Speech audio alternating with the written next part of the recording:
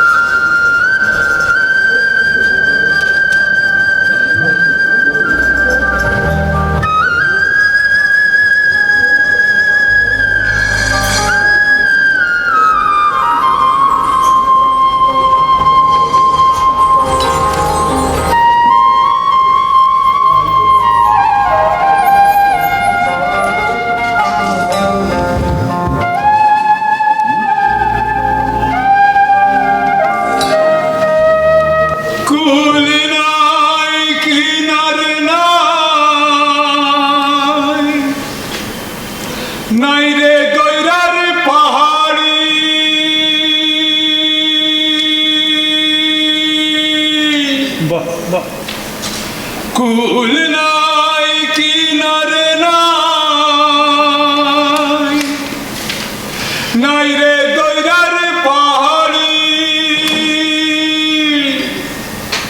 তুমি সাবধানে চালাইও মাঝি, আমার ভাঙা তরি রে হকুল। দরিয়ার বুঝি কুল নাই রে, আমায় ভাসাইলি রে, আমায় ডুবাইলি রে অকুল। দরিয়ার বুঝি কুল নাই রে অকুল।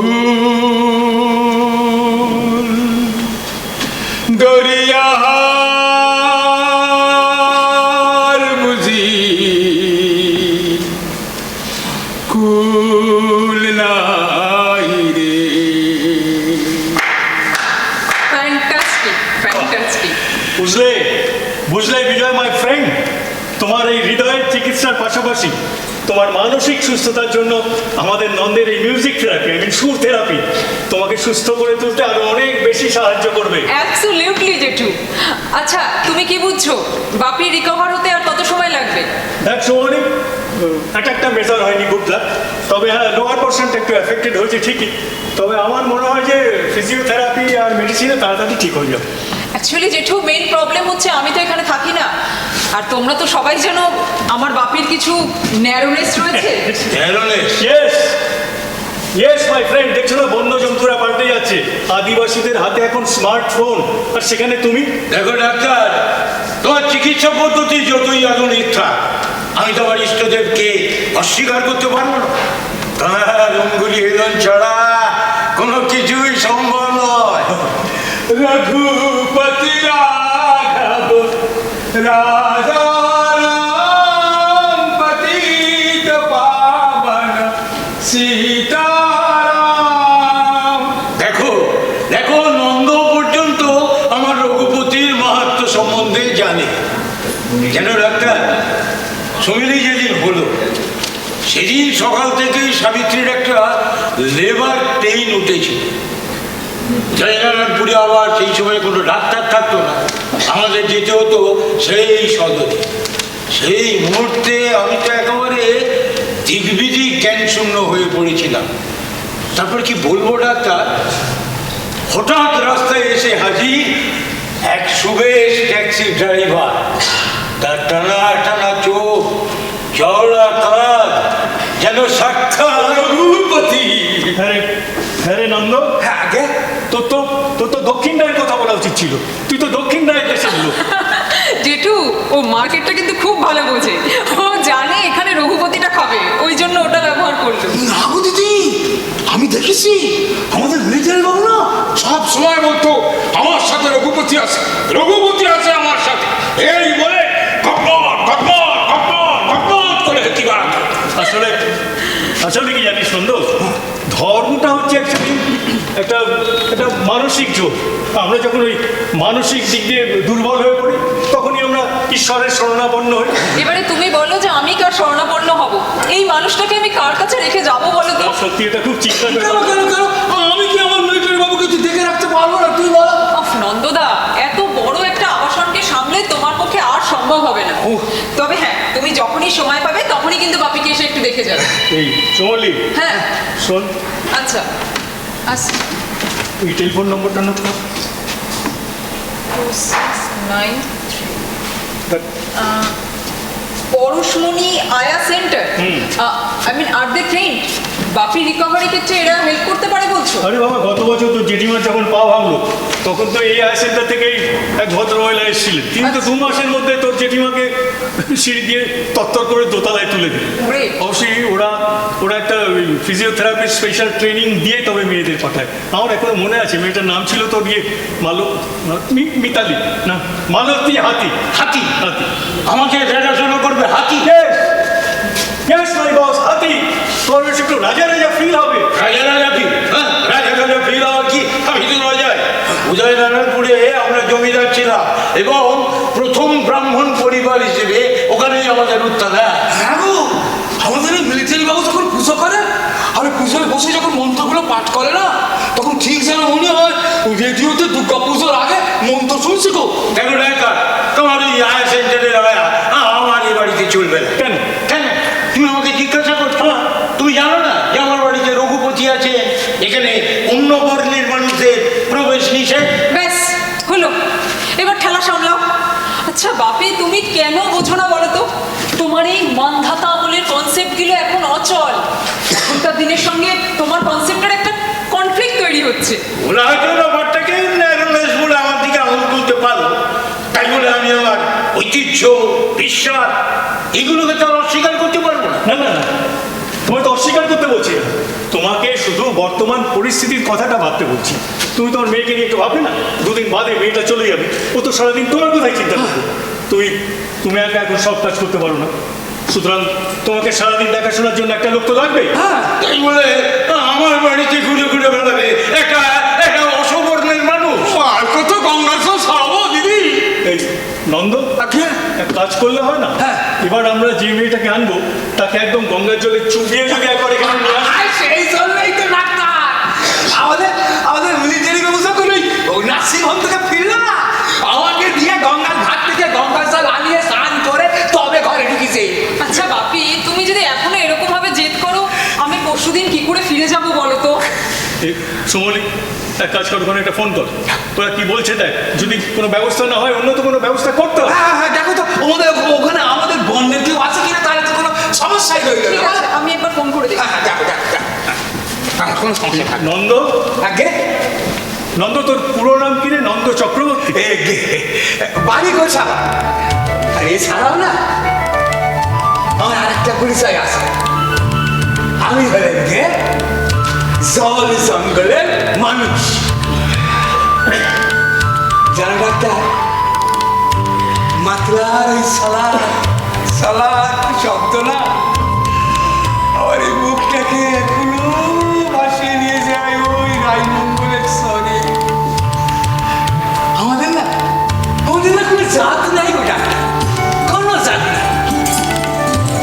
আমরা হলেন গে জল জঙ্গলের মানুষ। আসলে কি জানিস নন্দ,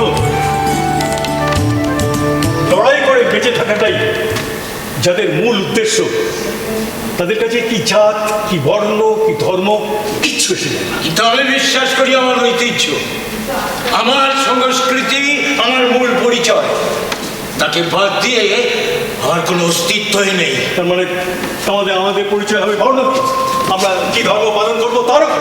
একটা এক গাছের ছাল অন্য এক গাছে লাগাতে পারবে? নন্দ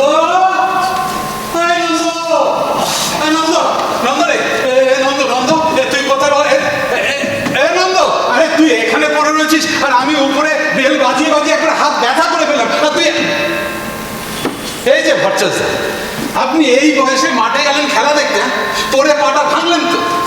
খেলা, এই খেলা, আরে আপনি জানেন এই খেলাটা শিখিয়েছিলাম আমি ওই চুনিদাকে। এই যে এত নাম ডাক এত কিছু করছে সব তো আমার জন্য। কতবার চুনিদা আমাকে বলেছে মাঠে যাওয়ার জন্য, না আমি মাঠে যাই না। আসমাল বাবু, হ্যাঁ হ্যাঁ হ্যাঁ হ্যাঁ, আপনার এই চুড়িদারটা কে? ইরে, চুনিদাকে চেনে না? আরে বিখ্যাত ফুটবলার চুনি গোস্বামী। তাকে আপনি খেলা শিখিয়েছেন? শিখিয়েছি না? শিখিয়েছি মানেটা কি? হ্যাঁ, আরে পায়ে ধরে ধরে শিখিয়েছি ফুটবলের এ টু জেড। ডাক্তার, বিকেলে আপনি বাড়ি থাকবেন? কেন?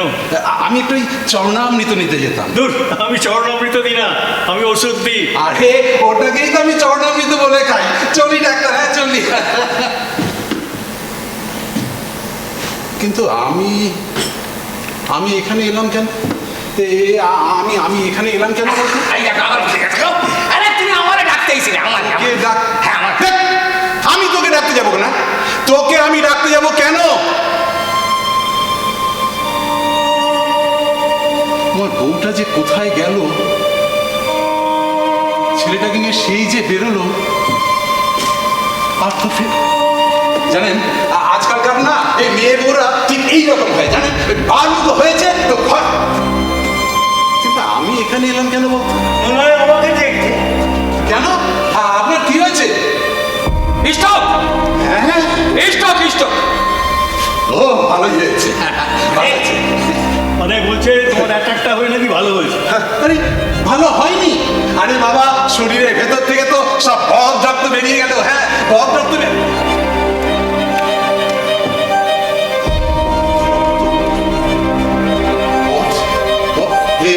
ডাক্তার, ডাক্তার ডাক্তার, একটা বাধ্য হবে। হ্যাঁ বাধ্য। আমার গাড়িতে না চাপ চাপ রক্ত, চাপ চাপ রক্ত, এত রক্ত না। আমি আমি আমি কি করব? একটা বাধ্য পেলে না আমি একদম জল দিয়ে একটা বাধ্য হবে না। না একদম চাপ চাপ, একটা বাধ্য হবে রে। আমার চাপ চাপ রক্ত না, পুরো পরিষ্কার। না না, একটা বাধ্য লাগবে রে, একটা বাধ্য লাগবে। পুরো চাপ চাপ রক্ত তো পুরো পরিষ্কার করে দিতে হবে। জল বাপরে বাপরে বাপ, সে কখন কি বলে কে জানে।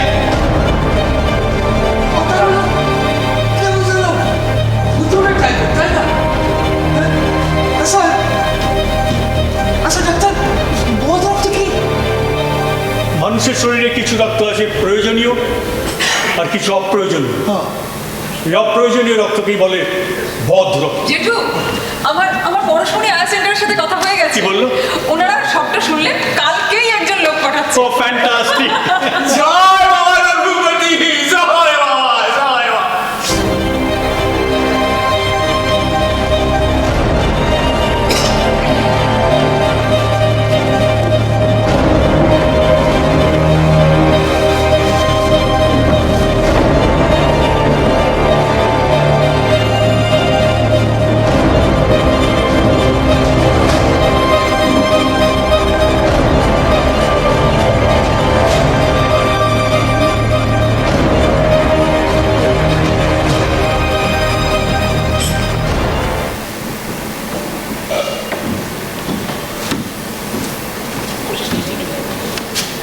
এদের যে কেন ফোনে পাওয়া যায় না, আমি না এটাই বুঝতে পারি না।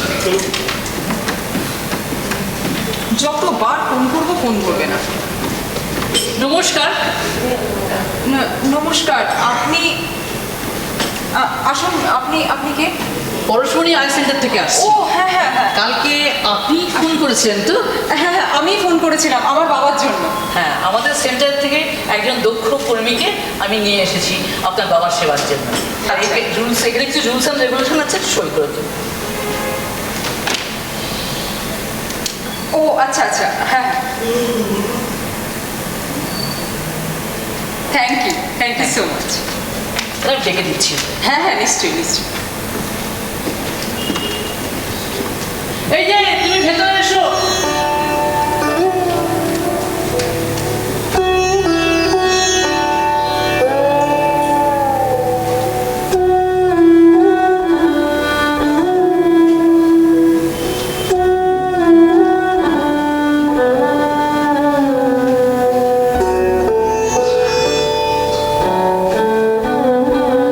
নমস্কার, আসুন প্লিজ আসুন।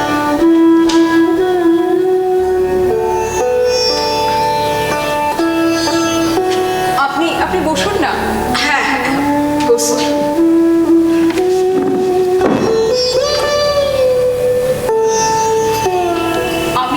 আমি যখন কালকে আপনাদের সেন্টারে ফোন করেছিলাম, আমার বাড়ির পুরো কন্ডিশনটাই না আমি ওনাদের বলেছিলাম। ওনারা নিশ্চয়ই আপনাকে সবটা বলেছে। হ্যাঁ মানে কি বলবো, আপনি বুঝতে পারছেন তো এই সিচুয়েশনটা ট্যাকেল করা আমার জন্য কতটা ডিফিকাল্ট। আপনি আমার প্রতি ভরসা রাখতে পারেন। আমি আমার সেন্টারের নাম নষ্ট হতে দেব না।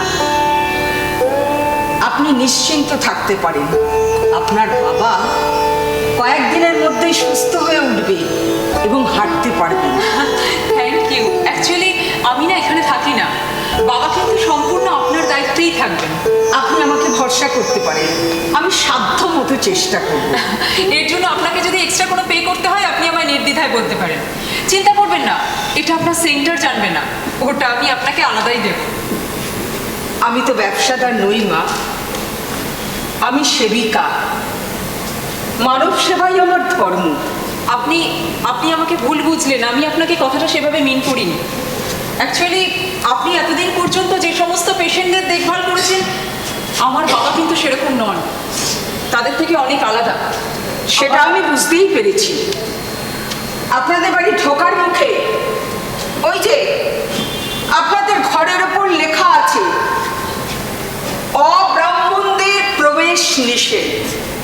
ঈশ্বর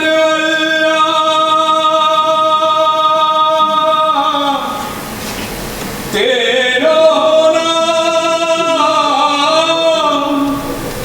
सबको सम्मति दे भगवान। ওটা আমার বাবার ঠাকুর ঘর জানেন, ওখানে আমার বাবার রঘুপতি থাকে। रघुपति राघव राजा শুধুমাত্র অন্য বর্ণের মানুষ নয় জানেন, ওই ঘরে ঢোকার অধিকার আমার নেই। আমি আমার বাবার আমাকে বিয়ে করেছিলাম, আমার হাজবেন্ড দত্ত, আই মিন ব্রাহ্মণ নয়, সেই জন্য ওই ঘরে ঢোকার অনুমতি আমারও নেই। সারাদিন একটা ঘরে বসে থাকা যায়? এখানে নিয়ে আসুন। এভাবে বারবার উঠে আসে কেন? আমি বুঝি পাই না। চলো সাবধানে। এক ঘরে সারাদিন বসে থাকা আমার পোষায় না রে। যে ভগবান পাখির থেকে মুক্তি দেবে।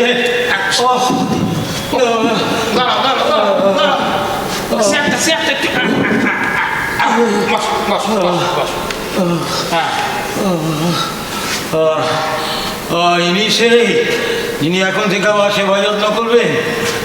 আগে হ্যাঁ, আপনার নাম? সোনামণি। নাম পদবী কি? পদবী? পুরো নাম সোনামণি মুর্মু। মুর্মু? আদিবাসী, আরো ভালো করে বলতে গেলে দলিত। বাপি, আমি ওনাকে সবটা বলেছি, মানে তোমার। দেখুন সোনামণি, আমি রানীর শ্রেণীর ব্রাহ্মণ। এক সময় আমাদের বাড়িতে দুর্গা পুজো, নারায়ণ পুজো হতো।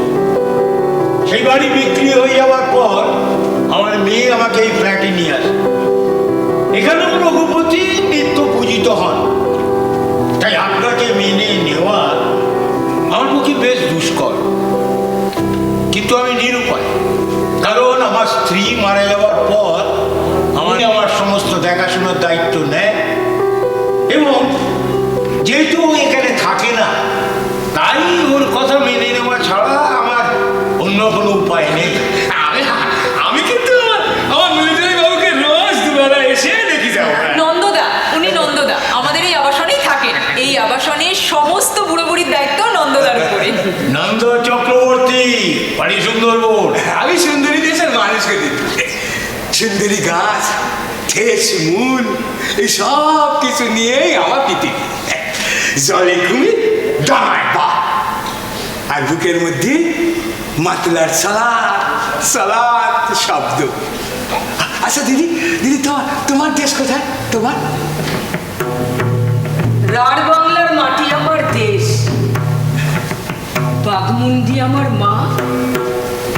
ওই তো আমাকে কোলে পিঠে করে মানুষ করেছি গো। শুনুন, আমার রান্না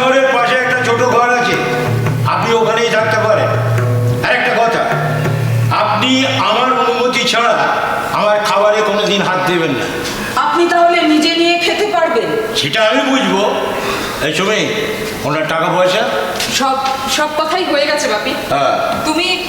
তুমি পসিবল হলে এবার নিজেকে একটু চেঞ্জ করো, না হলে তুমি নিজেও কিন্তু ভালো থাকবে না।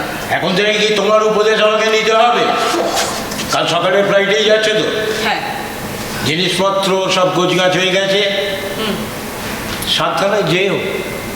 হ্যাঁ নন্দ, আমি এখন একটু ঠাকুর ঘরে যাবো রে।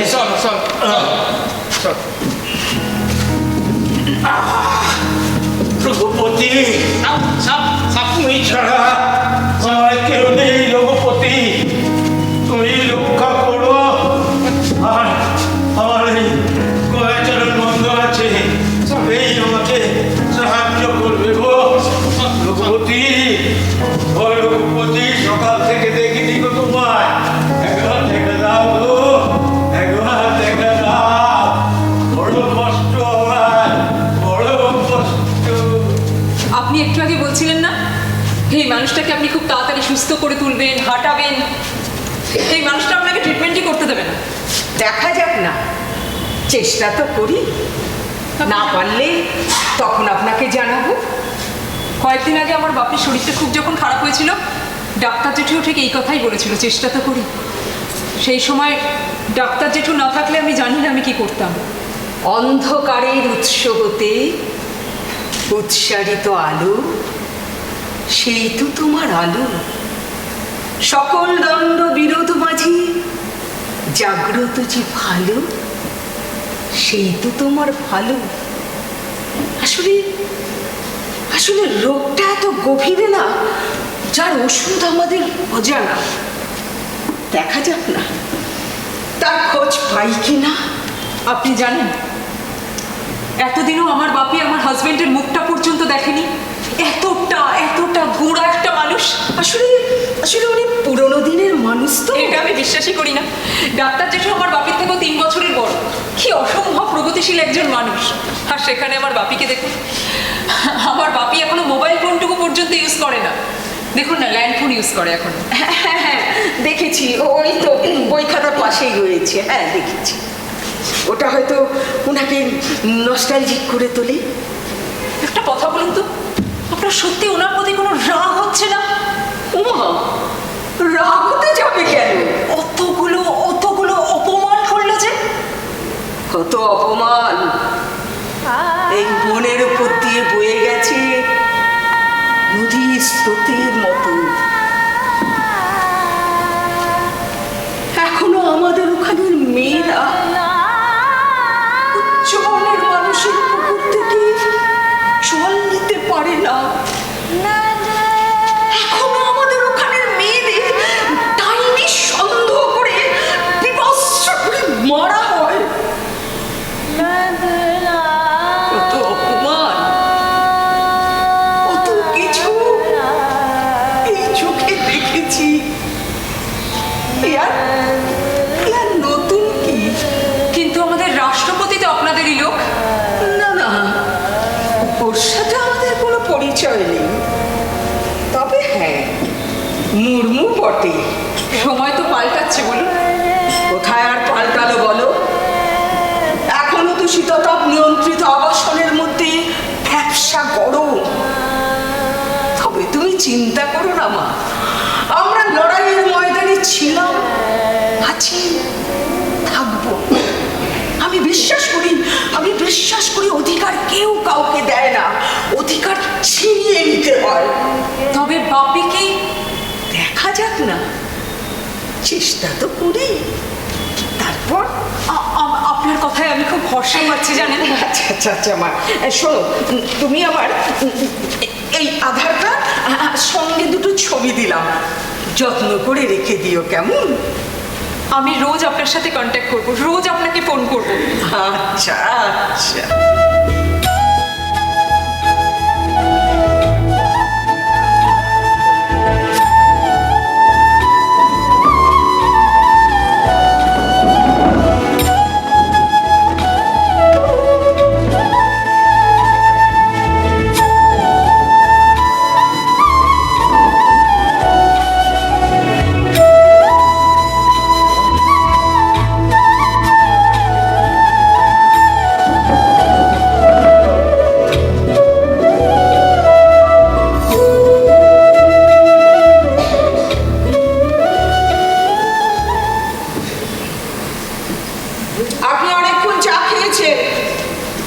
এবার ওষুধ দেবার সময় হয়েছে, আপনাকে ওষুধ দেব। আমি জানি আমাকে কোন সময় কোন ওষুধটা খেতে হয়। বাবা, আপনি জানবেন না তা আবার হয় নাকি? আমার পরিবারে 8 জন ডাক্তার, 2 জন স্বর্গত, বাকি 6 জন জীবিত। তাই ডাক্তারির এই পুঙ্খানুপুঙ্খ বিষয়ে আমার বেশ কিছু জ্ঞান আছে। আপনিও কি ডাক্তার? না, আমি ইন্ডিয়ান আর্মিতে ছিলাম। ও, আপনি তো তাহলে বেশ রাশভারী লোক। হ্যাঁ, সেটা বলতে পারেন। ওখানে আমার ভয়ে সবাই তটস্থ থাকত। সে আপনাকে দেখলেই বোঝা যায়। শুনুন, এই প্রেসক্রিপশনটা দেখে 3 নম্বর ওষুধ বার করুন তো। আচ্ছা আচ্ছা, দেখছি। হ্যাঁ, দেখুন। প্রেসক্রিপশনটা আমি ধরবো? আরে বাবা, ওটা তো কাগজ, না ধরার কি আছে? ও, এটাই কোনো অসুবিধে নেই, তাই তো? কোনো অসুবিধে নেই। আচ্ছা আচ্ছা।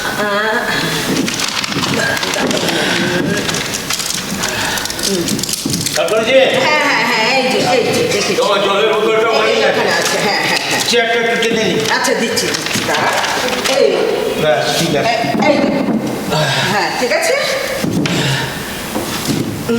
সাবধান। আচ্ছা আচ্ছা আচ্ছা, ওই যে।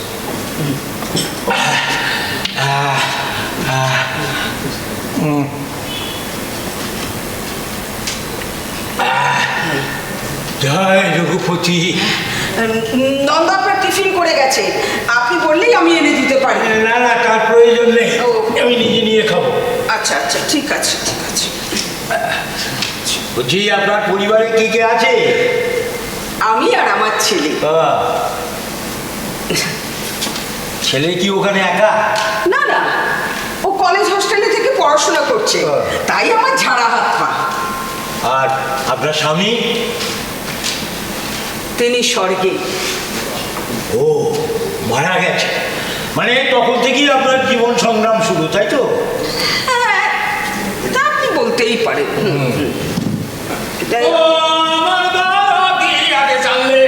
আগে জানলে এবার ভাঙা নৌকায় চড়তাম না।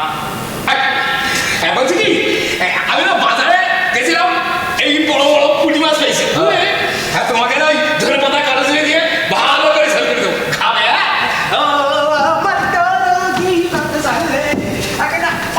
ভালো কথা জিজ্ঞেস করতাম না গো। ও দিদি, দিদি, এই তুমি পুঁটি মাছ খাও তো? আমি সব খাই নন্দ। আচ্ছা, ঠিক আছে, ঠিক এই আছে। নন্দ, হ্যাঁ। আমার রান্নাঘরের আলমারি থেকে হ্যাঁ। 2টো থালা হ্যাঁ। আর 2টো বাটি হ্যাঁ। তাড়াতাড়ি বার কর। আচ্ছা, ঠিক আছে, ও আমার বলতে হবে না, আমি জানি। হ্যাঁ, আর শোন, তা বলো। সেই থালা দুটো আর বাটি দুটো আলাদা করে রেখো নন্দ। দেখো, আমার বাসনের সঙ্গে যেন না থাকে। এর মধ্যে তো কোনো অন্যায় আমি আজ দেখতে পাচ্ছি না। আমাদের পূর্বপুরুষরা আমাদের যে শিক্ষায় বড় করেছে এবং যে বিশ্বাসকে বুকে আগড়ে ধরে আমরা বড় হয়েছি, তার মধ্যে তো আমি কোনো অন্যায় দেখতে পাচ্ছি না। হুমা, আপনি রাগ করলেন? আপনি নন্দকে যে কথাগুলো বলতেন আমি সেইগুলোই বললাম। দিদি ফোন করি।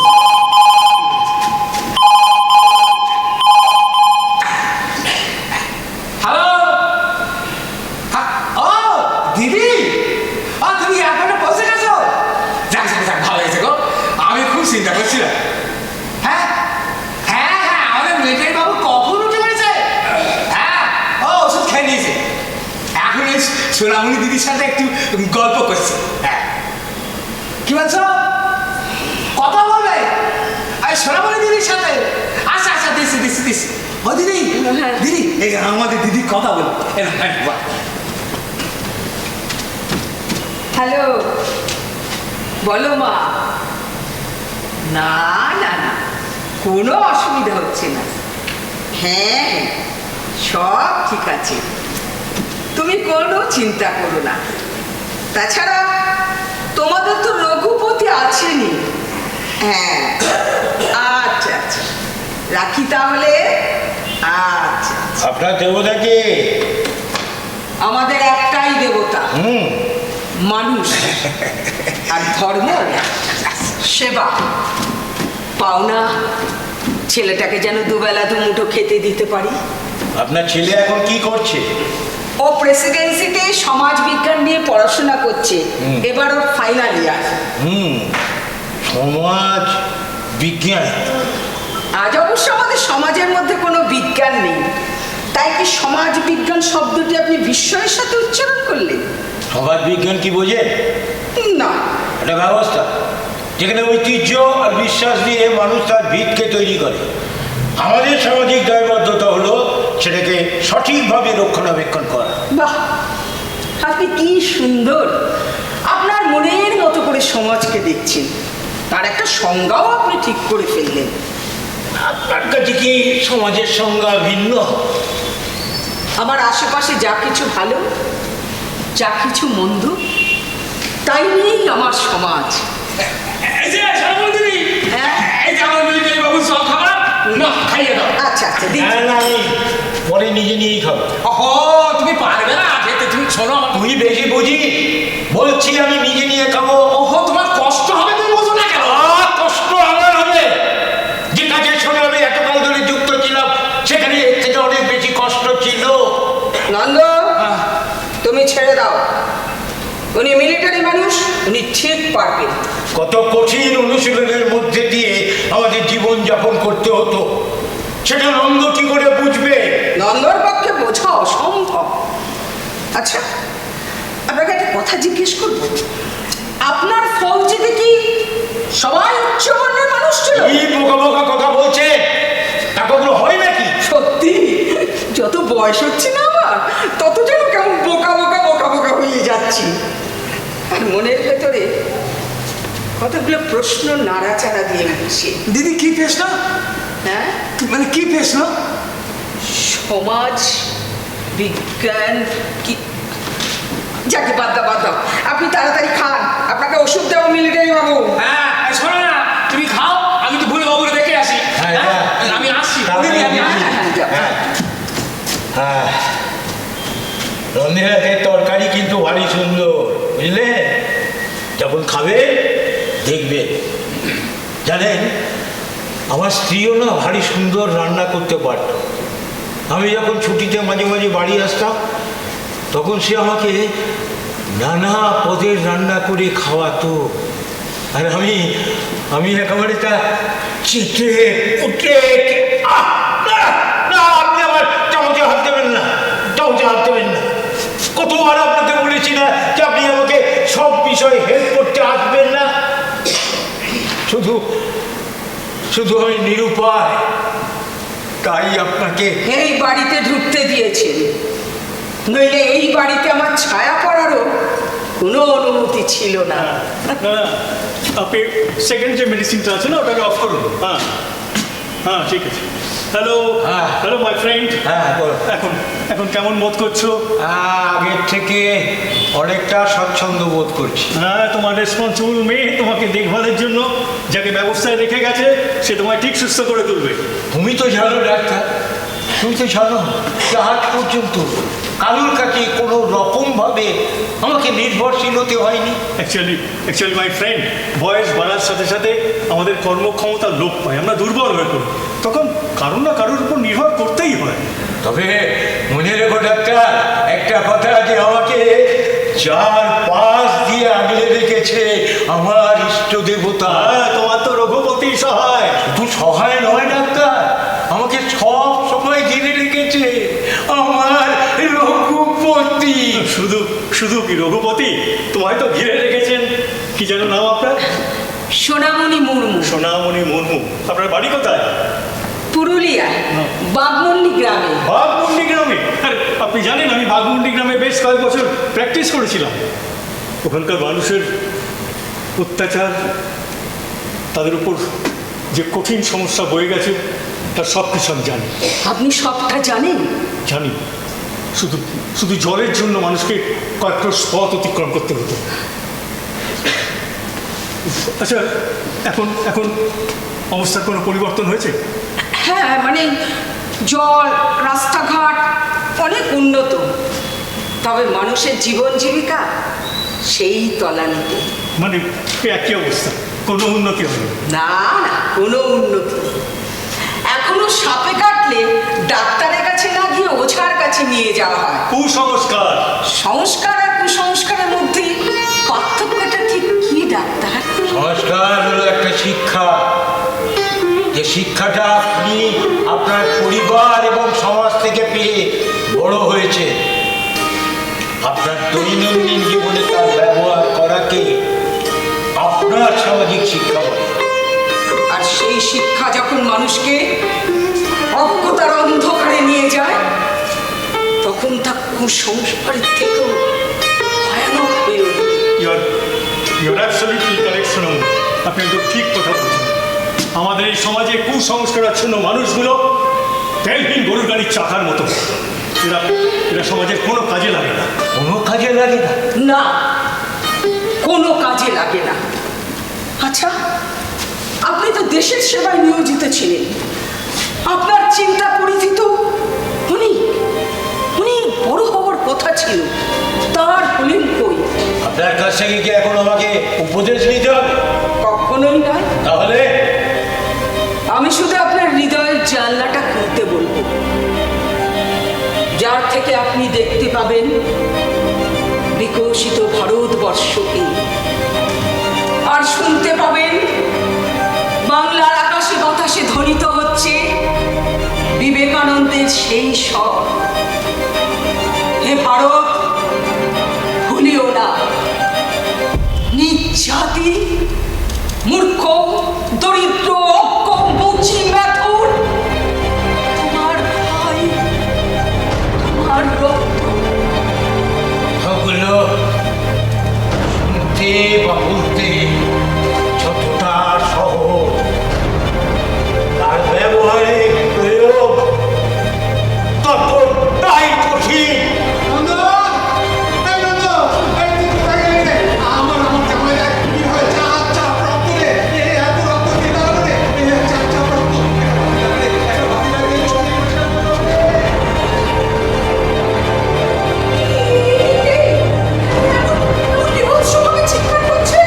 নিখিল শাসমল আমাদের এই আবাসনের উপরতলাতেই থাকে। ভদ্রলোক একটা বিরল ব্যাধি, অ্যালেক্সিয়া ডাক্তার। এই ধরনের রোগীরা সে কথা বলে ঠিক, গুছিয়ে বলতেও পারে না, আর আমরা যা বলি আমাদের যে ভাষা সেটাও ঠিক বুঝতে পারি না। কিন্তু উনি যে কথাগুলো বললেন সেগুলো তো পরিষ্কার বোঝা গেল। না না, পরিষ্কার কিচ্ছু বোঝা গেল না, বরঞ্চ বাংলা সাহিত্যের চর্যাপদের ওই সান্ধ্য ভাষ্যের মতন। থেকে একরকম মনে হলেও ভেতরে থাকে এক গভীর অর্থ।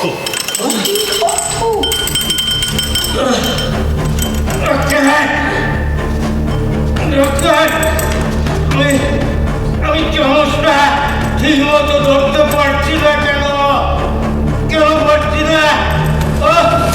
আমাকে আরো বড় উঁচু দাও ডাক্তার, আরো বড় উঁচু।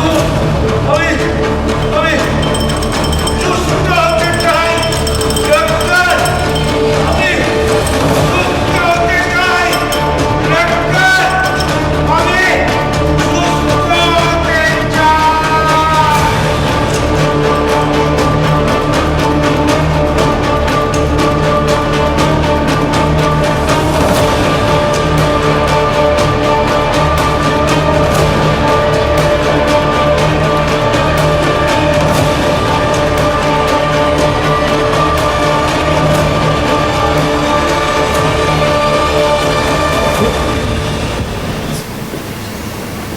আমায় অভাবে রেখেছো সদা, হরি হে পাশে অলস অবশ হয়ে যায়। আমায় অভাবে রেখেছো সদা, হরি হে পাশে অলস অবশ হয়ে যায়। আমায় দাওনি প্রচুর ধনরত্ন, পাশে পাপে ডুবিয়া বয়ে যায়।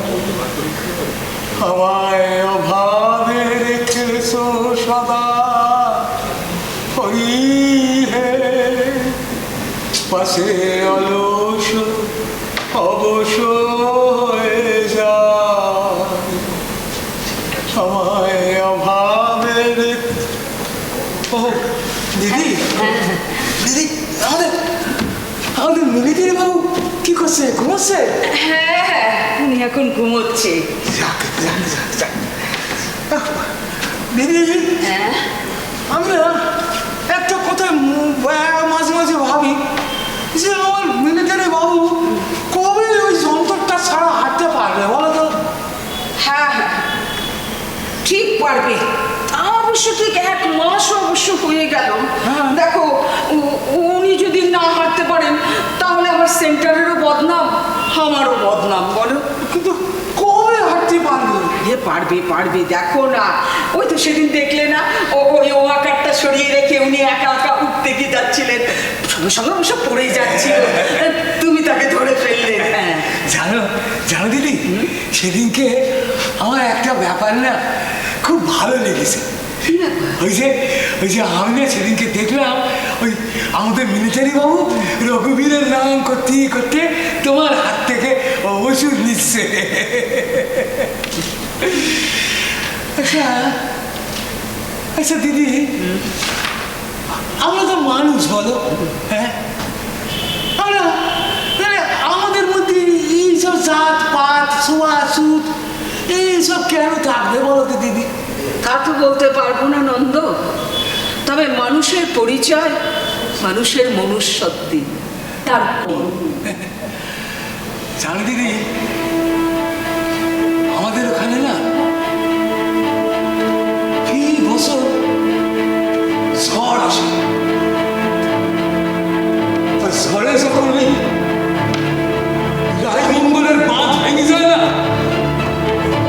তখন সবার মাথার মধ্যে একটাই ভাবনা কাজ করে, একটাই ভাবনা, কি করে এই প্রকৃতি দানবের সঙ্গে লড়াই করে আমি আমার জমি, আমার বাড়ি, আমার জমি, আমার বাড়ি আমি কি করে বাঁচাবো, কি করে?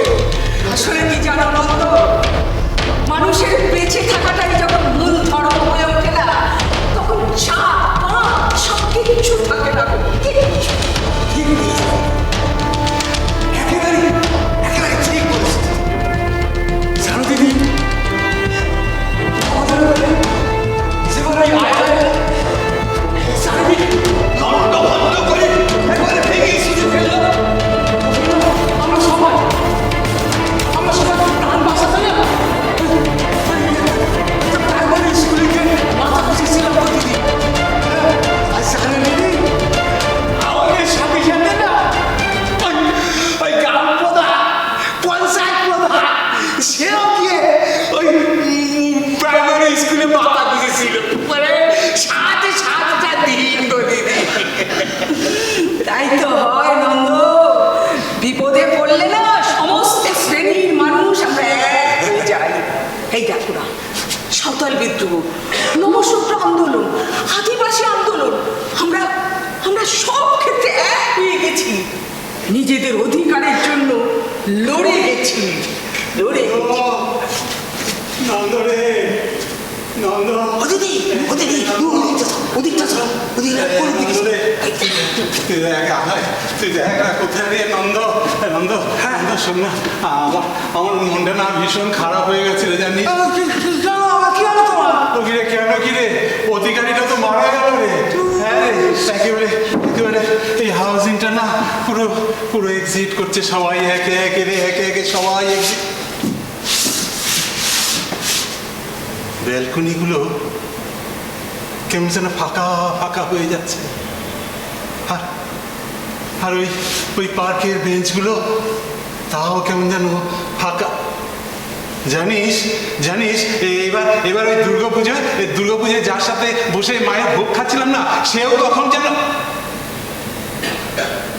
আরে এই বাড়িতে অচেনা নারী, তাই তো বলি ব্যালকনিতে কাপড় শুকোচ্ছে। এই নন্দ, এ নন্দ, ফৌজিকে আবার বিয়ে করেছে না? ফৌজের বাড়ি করেছে, বিয়ে করবে? এই! তুই আমাকে ধমকাচ্ছিস না, তুই আমাকে ধমকাচ্ছিস কেন? আপনারা তুই আমার সার্ভেন্ট, হ্যাঁ আমার সার্ভেন্ট, তুই জানিস? হ্যাঁ তুই যা না, তুই জানবি কি করে, তুই জানবি কি করে? আমার মাস্টার তো দাদা জানিস খুব ভালো ফুটবল খেলতো রে, খুব ভালো ফুটবল খেলতে গেল, শিল্ড নিয়ে জিতে, একবারে শিল্ড নিয়ে বউ নিয়ে একবারে একে এতে এতে আক্ষেপের কি আছে? এতে আক্ষেপের কি আছে? আমি সোনামণি। হ্যাঁ, আপনি সোনামণি? কি করেন আপনি? হ্যাঁ, কি করেন? সেবা। ওইসব হলে আজকাল কোনো দাম নেই। আপনি জানেন, আপনি জানেন আমি বিবেকানন্দের সাথে সময় কাটিয়েছি। আপনি আপনি বিবেকানন্দের সাথে সময় কাটিয়েছেন? সময় কাটিয়েছি মানে? সময় কাটিয়েছি মানেটা কি? একসাথে চলাচল করেছি। আরে বাবা, এক ভারতে থাকতাম তো। তারপর ওই আমেরিকার ওই শিকাগো শহরে চলে গেল, কিসব বক্তৃতা দিল, নাম ফেটে গেল, একবারে বিখ্যাত হয়ে গেল। আমাকে আর চিনি, প্রয়োজন ফুরিয়ে গেলে না কেউ কাউকে চিনে না, কেউ। এই দেখুন না, আমার বউটা না ভালো ভালো শাড়ি পরলো, খুব খুব মেকআপ দিল, তারপর ঠোঁটে খুব লিপস্টিক ঘষলো, সবাই বললো দারুণ দারুণ।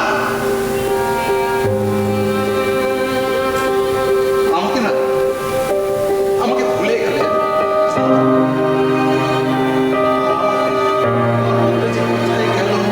ছেলেটাকে নিয়ে যে কোথায় গেল? আমাকে একটা ফোন করে দেবেন? আমি আমার বউটার সাথে একটু কথা বলবো। একটা ফোন করে দিন না, একটা ফোন।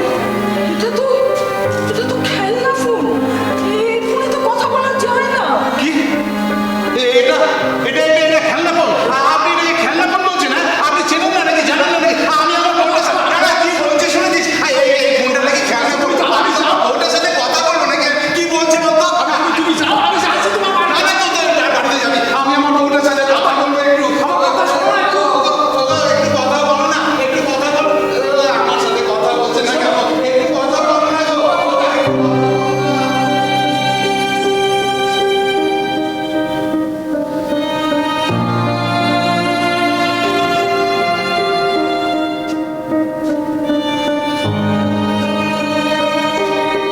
ইনি কি সেই অ্যালেক্সিয়া রোগে আক্রান্ত? ডাক্তার তো সেই রকমই বলে। আচ্ছা আচ্ছা, উনি যে ওনার বউ ছেলে কথা বলছিলেন, তারা কোথায়? জানি না, তবে লোকমুখে সেটা শুনেছি আর কি। ওরা নাকি কোথাও একটা বেড়াতে গেছি। হ্যাঁ, আর সেইখানে হঠাৎ করে সাম্প্রদায়িক দাঙ্গা লেগে যায়। আর যখন ওই হোটেলে দাঙ্গার খবরটা এসে পৌঁছায় না, তখন ওই রাতে ওরা গাড়ি নিয়ে ওই কলকাতার দিকে রওনা হয়। কি দুর্ভাগ্য দেখো, ওই গাড়িটা না একটা দুর্ঘটনার মুখে গিয়ে পড়ে। আর সেই দুর্ঘটনায় গাড়ির সবাই একেবারে সন্ত্রাকার হয়ে যায়। পরের দিন সকালবেলায় ওকে অসম্পূর্ণ অবস্থায় পাওয়া যায়, কিন্তু ওর পাশে সে বউ ছিল না। ওখানে সাপ রক্ত ছিল।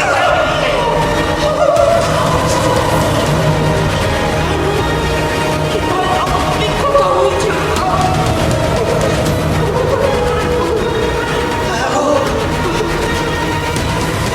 দাঙ্গা না, বড় বাজে জিনিস ঘটেছে, বড় বাজে জিনিস।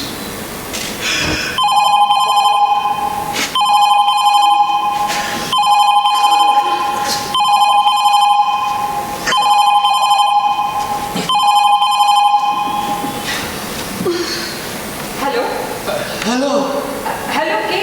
নন্দদা? হ্যাঁ। তোমার গলাটা এরকম শোনাচ্ছে কেন? কি হয়েছে? না কিছু না দিদি, কিছু হয়নি। বাপি, বাপি ঠিক আছে তো? হ্যাঁ, বাপি ঠিক আছে। আর তুমি সোনামণি দি? সবাই ভালো আছে। তুমি কেমন আছো দিদি? আমি ভালো আছি। দিদি, তোমাকে না একটা কথা বলা হয়নি গো দিদি। কি কথা? না, ভাববার কিছু নেই, ভালো কথা। জানো জানো সেদিনকে আমি যখন আমার মিলিটারি বাবুর ঘরে গিয়েলাম ওই বিছানার চাদরটা পাল্টাতে, তখন কি দেখি জানো, তখন দেখছি আমাদের মিলিটারি বাবু রঘুবীরের নাম করতে করতে আমাদের আমাদের সোনামণি দিদির হাত থেকেই ওষুধ খাচ্ছে গো। সত্যি? হ্যাঁ, আমার কি মনে হয় জানো দিদি, আমার মনে হয় আমাদের এই সোনামণি দিদি শক্ত হাতে ডাল ধরেছে। এত শক্ত হাতে হাল ধরেছে না, আমাদের সোনামণি দিদিকে ঠেকাবার কোনো জায়গা নেই। সত্যি নন্দদা, সময়ের সাথে সাথে সমস্ত মানুষেরই তো পরিবর্তন হয় বলো। এবার যদি আমার বাপির একটু পরিবর্তন হয় তাহলেই মঙ্গল হবে হবে হবে, নিশ্চয়। অন্য ঘরে যেতে চাইলে এই ঘরটা বড়, জানলাগুলো খুলে দিচ্ছ না কেন? ঘরে একটু আলো আসলো, আলো, আমি আলো দেখতে চাই। আমি পেরেছি নন্দ, আমি পেরেছি। তোমার রিলেটেড বাবু আলোর কথা বলছেন, আলোর কথা। আলো দেখতে চাই, আমি আলো দেখতে চাই। চলো চলো চলো। আনন্দ করে ঘরে সারাদিন বসে থাকতে কার ভালো লাগে? আর ভালো লাগে রে নন্দ। ও বড় কষ্ট রে, বড় কষ্ট। আর এই অন্ধকার ঘরে সারাদিন থাকতে ভালো লাগে। সাবধানে সাবধানে সাবধানে। এটা তো আমার। কেমন বোধ করছেন? অনেকটা অনেকটা ভালো। এবার আপনাকে ওই ওয়াকার ছাড়াই একা একা উঠে দাঁড়াতে হবে এবং হাঁটতে হবে। না না না, আমি পারবো না। ঠিক পারবেন, উঠে দাঁড়ান। আর যদি উঠতে গিয়ে পড়ে যায়? পড়ে যাবেন, যাবেন, আবার উঠে দাঁড়াবেন। তুই পারবে পারবে। শোনো, রঘুপতি, রঘুপতি, তোমার কি ইচ্ছে আমি জানি না রঘুপতি। বড় কষ্ট রঘুপতি। আপনার রঘুপতিও চাইছে আপনি আরো মানুষের কাছে পৌঁছে যান। ওই ওই খোলা আকাশটা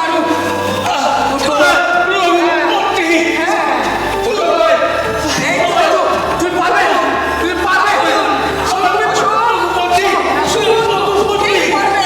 তুমি ওকে শক্তি দাও রঘুপতি।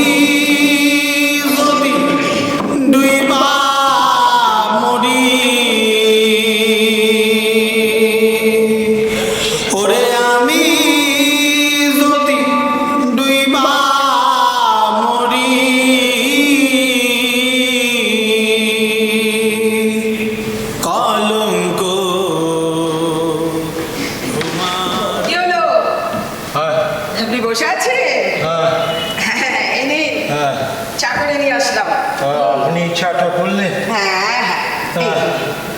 সকালের চা আপনার হাতে।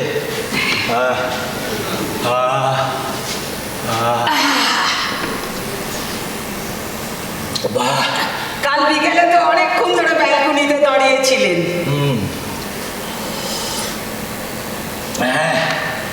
বহুদিন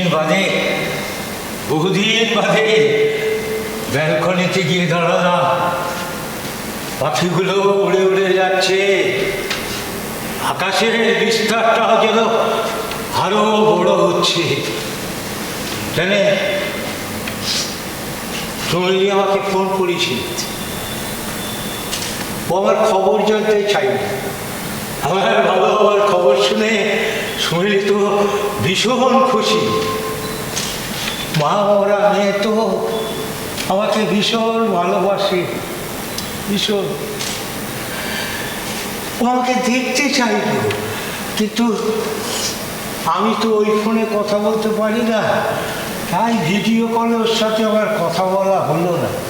আপনার মেয়ে তো একটা ফোন রেখে গেছে, হ্যাঁ। আপনি ওই ফোনে কথা বলবেন। হ্যাঁ। হ্যাঁ, আপনাকে নন্দ সব শিখিয়ে দেবে। ও নন্দ কেন, আপনি পারবেন না? না, আমার কাজ শেষ, আমি কাল চলে যাব। ও আপনি চলে যাবেন? কেন? কেন আবার? আবার কোথাও হয়তো আপনার মতন কেউ আমার জন্য অপেক্ষা করছে। আপনি আপনি ভালো থাকবেন। আপনি থেকে যেতে পারেন আমার পাশের ঘরে, সঙ্গে আপনি আপনার ছেলেকেও আনতে পারেন। তারা দরকার পড়বে না, আমার ছেলের রেজাল্ট বেরিয়েছে, ও ভালো নাম্বার পেয়ে পাশ করেছে, ও একটা চাকরির বন্দোবস্ত করছে। এখনো ওর পাশে ওর মাকে চায়। আবার যদি আপনাকে আমার প্রয়োজন পড়ে? আমাকে আর আপনার প্রয়োজন পড়বে না। আপনার যা প্রয়োজন এবার নন্দই মিটিয়ে দিতে পারবে। যদি আপনার সাথে আমার কথা বলতে ইচ্ছে করে?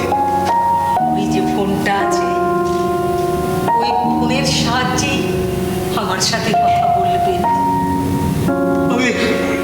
আমি বড় অসহায়, বড় অসহায়। আপনি যাবেন না প্লিজ, প্লিজ যাবেন না। তা আর হয় না।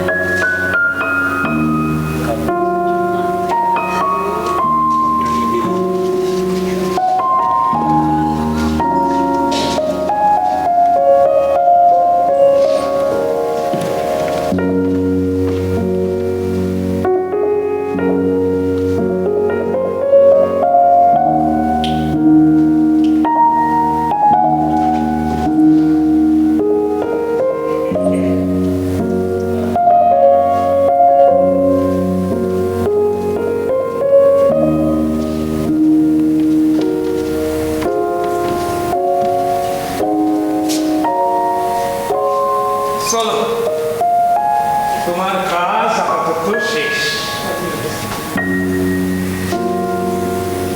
আবার অন্য কাউকে সোজা করে দাঁড় করাবে, মনে থাকবে। চলো।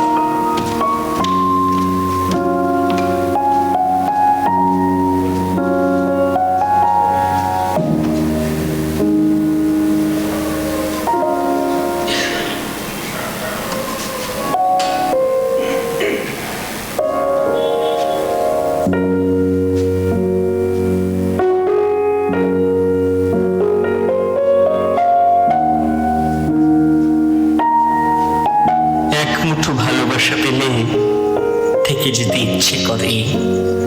আলো চাল পায়েসের গন্ধ ছাপিয়ে তোমার মুখ, ঘুমের মধ্যে ডাকে হিমঝুরি গাছ, শুকনো পাতা ওড়ে দীর্ঘশ্বাস।